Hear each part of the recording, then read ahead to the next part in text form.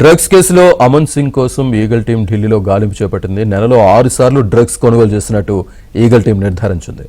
Drug peddler Nitin సింఘానియాతో code language లో Aman Singh chat చేసినట్టు గుర్తించారు. నార్సింగ్ డ్రగ్స్ కేసులో అమన్ సింగ్ నిందితుడిగా ఉన్నారు. రెండోసారి పట్టుబడడంతో పోలీసులు పెడ్లర్ గా కేసు నమోదు చేశారు.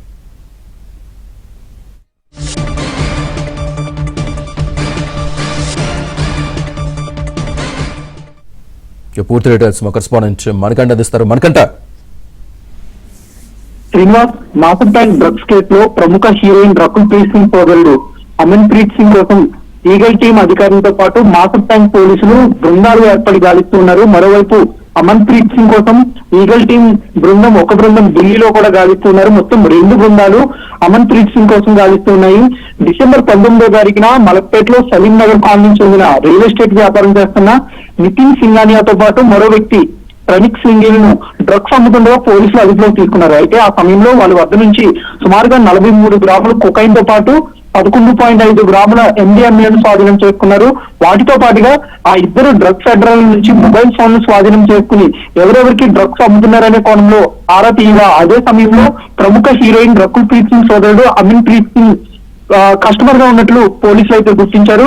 వాళ్ళ వద్ద నుంచి నెలలో సుమారుగా 6 సార్లు డ్రగ్స్ కొనుగోలు చేసినట్లు ఈగల్ టీం అయితే నిర్ధారణకు వచ్చింది. ప్రత్యేకంగా ఈ డ్రగ్స్ కొనుగోలు చేయడం కోసం ఆ డ్రగ్స్ పెడ్లర్ నితిన్ సింఘానియాతో ప్రత్యేకంగా కోడ్ లాంగ్వేజ్ లో చాట్ చేసినట్లు పోలీసులు అయితే గుర్తించారు. అయితే గతంలో రకుల్ ప్రీత్ సింగ్ సోదరుడు అమన్ ప్రీత్ సింగ్ పై గతంలోనే డ్రగ్స్ కేసుకు సంబంధించి నార్సింగ్ పోలీస్ స్టేషన్ పరిధిలో ఓ కేసు నమోదైంది. అయినప్పటికీ ఆ బెయిల్ మంజూరైంది. బెయిల్ మంజూరైనప్పటికీ విడుదలై మరోసారి డ్రగ్స్ వ్యవహారంలో చిక్కుకోవడంతో ప్రస్తుతం పోలీసులు రెండోసారి ఈ డ్రగ్స్ వ్యవహారంలో అమన్ ప్రీత్ సింగ్ ఉండడంతో ప్రస్తుతం అమన్ ప్రీత్ సింగ్ ను డ్రగ్స్ పెడ్లర్ గా అయితే గుర్తించారు.